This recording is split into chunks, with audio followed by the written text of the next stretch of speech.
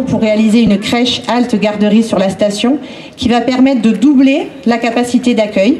C'était un projet qui avait été acté par l'ancienne municipalité autour de Jean-Marie.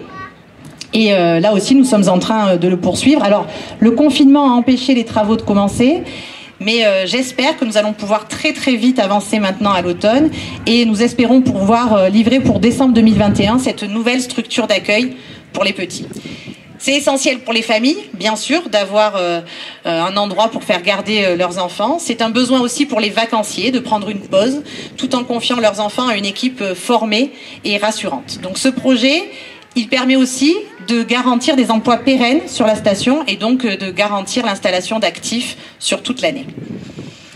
Et puis pour cet hiver, avec Jean-Christophe, alors c'est trop tôt pour vous parler de tout, mais nous travaillons sur la mise en place de nouvelles activités et pour permettre aux touristes et aux résidents, bien sûr, de pouvoir en profiter.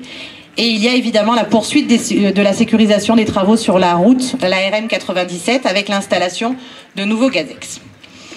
Et puis ce qui nous emmène aujourd'hui, c'est le retour de ces fameux terrains de la Société d'aménagement d'Isola 2000 pour la commune. C'est une procédure qui dure depuis 20 ans, 19 ans exactement, et qui oppose, ou plutôt qui opposait, la commune à l'ancien aménageur. Le Conseil d'État, plus haute juridiction, a statué en décembre 2019 et a rendu la décision suivante: les terrains non bâtis doivent retourner à la commune. Ce sont donc 60 000 mètres carrés de droit à bâtir et 106 hectares au total. Alors je vous le dis aujourd'hui avec beaucoup de joie et beaucoup de soulagement. Je suis allée chez le notaire ce jeudi et j'ai signé l'acte de propriété qui atteste que la commune redevient bien propriétaire de ces terrains. Voilà, 106 hectares.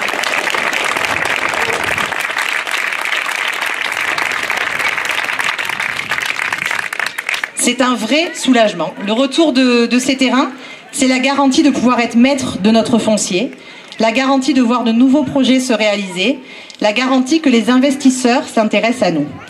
À Isola, je le dis souvent, on a la chance d'avoir le soleil, la neige, la chance d'être à 2000 mètres d'altitude, la chance d'avoir la Lombarde qui souffle dans le bon sens. Et bien maintenant, on va avoir la chance de voir l'UTN, l'unité touristique nouvelle, se développer. Alors je ne vais pas énumérer devant vous les nombreux et très nombreux rebondissements des dernières semaines, des derniers jours, mais je vous assure qu'il aura fallu beaucoup d'énergie, beaucoup de calme, beaucoup de pugnacité pour arriver à ce moment. Et même si aujourd'hui elle n'a pas pu être avec nous, je veux vraiment remercier devant vous Elsa Martin, notre directrice des services administratifs, qui a annulé ses congés, qui a passé avec moi et plusieurs de mes adjoints ces jours et ces soirées au contact des avocats, des notaires et des autres collectivités pour faire en sorte que cette signature puisse avoir lieu. Alors vraiment, merci beaucoup à Elsa, sinon on n'en serait pas là.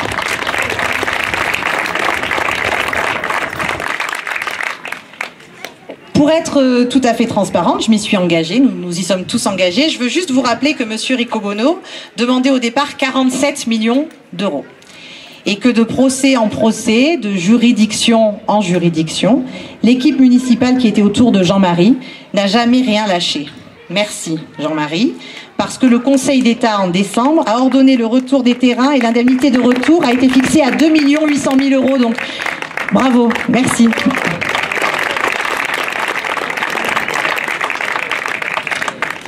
J'apprends, et je savais déjà, mais j'apprends qu'on dit souvent ce qui ne va pas. Je pense que c'est aussi bon de rappeler ce qui va bien, et ça, on le doit vraiment à l'équipe de Jean-Marie. Donc, merci beaucoup. Donc voilà, en juin, on a signé on a voté en conseil municipal un emprunt de 2 900 000 euros pour pouvoir couvrir ces frais. Donc c'est près de 20 ans de procédure, 20 ans pendant lesquels les autres stations ont pu se développer, avancer sur des projets immobiliers, et 20 ans que nous, ici à Isola, nous étions bloqués par cette procédure avec l'ancien aménageur. Heureusement que les collectivités ont continué de nous faire confiance, de faire confiance à la commune et à la station. Heureusement que Christian Estrosi, qui était alors président du département, a fait le choix de continuer à investir dans nos remontées mécaniques, sinon c'était terminé pour la station. Heureusement aussi que Éric Ciotti et Charles-Ange Ginesi lui ont emboîté le pas. Depuis, le syndicat mixte, qui est donc représenté à 51% par la métropole et à 49% par le département, a continué d'investir près de 5 millions d'euros chaque année pour notre domaine skiable. Mais c'était difficile, voire impossible de faire davantage tant que nous n'étions pas maîtres de notre foncier. Cette signature chez le notaire jeudi nous permet enfin de souffler, de nous projeter dans le projet d'UTN qui devrait être approuvé devant un comité de massif avant de pouvoir être mis en œuvre. Alors quelle sera la suite? Le développement de l'UTN prendra du temps. Nous saurons prendre le recul nécessaire pour faire les bons choix, car c'est une stratégie d'avenir pour la station. Nous allons créer une commission composée d'élus, de nos avocats, d'un bureau d'études, afin de lancer la meilleure stratégie pour Isola 2000. Son avenir recommence. Nous ne sommes pas magiciens. Tout ne se fera pas en un jour ou en un an, mais nous allons raisonnablement, en respectant notre environnement, pouvoir construire de nouvelles résidences, pouvoir apporter des lits chauds à la station, pouvoir créer de nouvelles infrastructures, des parkings dignes de ce nom. Bref, nous allons pouvoir avancer. C'est un défi que nous sommes prêts à relever. L'UTN prendra du temps, mais nous pouvons dès à présent lancer des projets avec des aménageurs sur 12 000 m² de droit à bâtir. Et 12 000 m², c'est déjà pas mal. Les collectivités sont à nos côtés. Éric Ciotti l'a dit lors des allocutions de la fête patronale du 15 août. Et Christian Estrosi, avec lequel j'ai déjeuné cette semaine, nous l'a répété. Il sera aux côtés des Isoliens pour nous aider au développement de cette UTN pour l'avenir du domaine skiable. Il y aura forcément la vente de certaines parcelles, mais sachez que nous serons attentifs à préserver notre station et notre commune. Nous souhaitons conserver notre aspect nature et même le renforcer sur la saison d'été notamment. Et puis ces droits à bâtir pour la commune, évidemment, c'est synonyme de rentrée d'argent. Et c'est ce qui va nous permettre de développer les transports, les navettes avec le village et les activités. Alors les batailles juridiques ne sont pas terminées. Il faut maintenant évaluer l'indemnité à verser pour 2 parcelles, notamment celle du circuit de glace et de l'ancien golf. Il faut poursuivre et achever la déclaration d'utilité publique sur la place centrale. Mais l'ancien aménageur a aussi été condamné, dans le cadre d'une autre procédure, à verser au SMAE la somme de 2 250 000 euros, sur laquelle 1 600 000 vont revenir à la commune. Beaucoup reste à faire. Je vous assure que cette signature chez le notaire est un moment important, historique pour la commune, et c'est pourquoi nous tenions à le partager avec vous. Et parallèlement à ces projets, il faut engager la station vers la transition énergétique. Et c'est ce que nous faisons avec des partenaires importants comme Enedis. Et dès cet automne, nous pourrons vous annoncer des avancées importantes autour de nos microcentrales et autour d'un projet qui s'appelle Flex Mountain. Et puis nous travaillons aussi avec l'IMRED, qui est l'Institut méditerranéen de la gestion du risque et du développement durable, avec son directeur Pierre Jambard, qui a choisi une station dans les Alpes-Maritimes, et une seule, et c'est la nôtre, afin de mener une étude sur la consommation des remontées mécaniques, mais aussi sur leur avenir, afin d'avoir une vision à 30 ans. Voilà, donc des projets que nous voulons réaliser avec vous. Et pour terminer, je voudrais avoir un petit mot pour nos commerçants. Je sais que la saison d'hiver, la fin d'hiver a été particulièrement compliquée, que la saison a été écourtée et que la situation économique a été difficile pour beaucoup d'entre eux. Et je veux leur dire que nous ferons tout pour être à leur côté, pour les aider à avancer et pour faire en sorte que la saison d'hiver se déroule du mieux possible. Sur le contexte sanitaire, nous avons beaucoup d'incertitudes.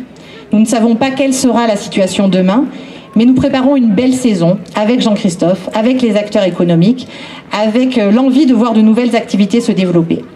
Merci aux commerçants qui ont continué pendant le confinement à vous servir.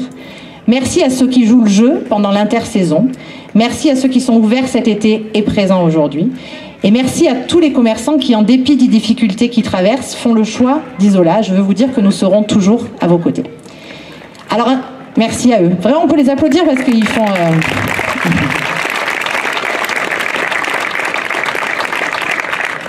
Alors, un dernier point, moins festif mais nécessaire. Vous le savez qu'il y a eu la semaine dernière un anniversaire d'enfants organisé.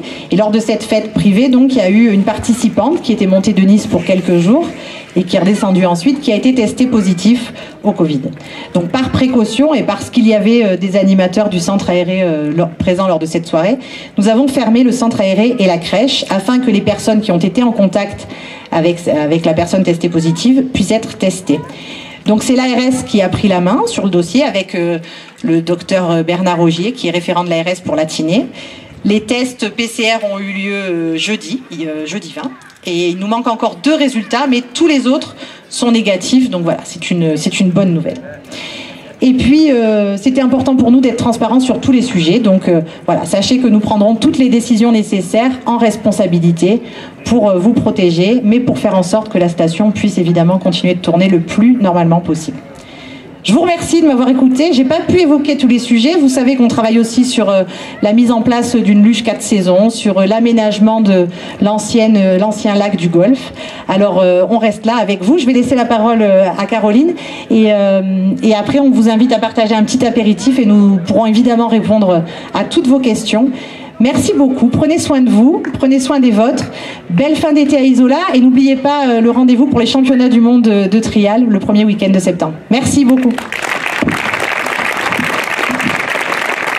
Bonsoir à tous. Écoutez, juste quelques mots. Tout d'abord pour remercier votre maire, Mylène Agnelli, pour son invitation pour ce rendez-vous de fin d'après-midi ici à Isola 2000. C'est, je crois, ce soir un grand jour pour la station d'Isola. Mylène l'a rappelé, cette station, c'est un joyau, c'est un endroit où l'on se sent bien. Au cours des dernières années, bien évidemment, elle a pu continuer à se développer grâce aux investissements réalisés par le syndicat mixte des stations du Mercantour, que préside Christian Estrosi, et ce syndicat au sein duquel la métropole et le département participent financièrement. Mais bien évidemment, il manquait quelque chose, il manquait ce foncier. Et ce soir, cette annonce de cet acte de vente, de cette signature qui met fin à une procédure de plus de 2 décennies, c'est un grand moment, un moment bien évidemment que je ne pouvais pas manquer.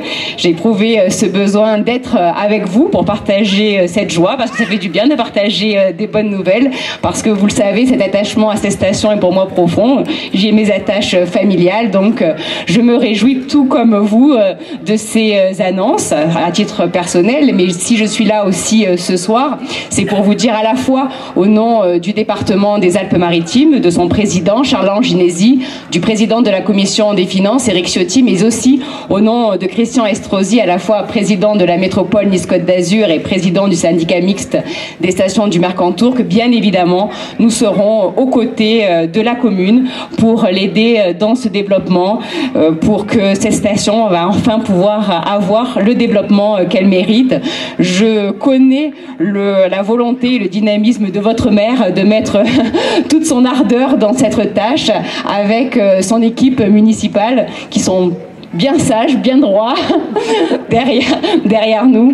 Je sais que tout le monde a à cœur de faire avancer les choses. Remercier bien évidemment Jean-Marie Boggini parce que cette bataille, il a mené de manière admirable au cours des dernières années. Je sais que Mylène pourra aussi bien évidemment compter sur l'ensemble des acteurs de la station, la SEM des cimes du Mercantour, et je tiens à te féliciter ma chère Mylène pour cette présidence que tu as obtenue dernièrement. Et bien évidemment les commerçants de la station. Je pense que voilà, tous ensemble, on a de belles choses à réaliser et on espère revenir devant vous très prochainement avec de belles réalisations. Bonne soirée à tous. Merci.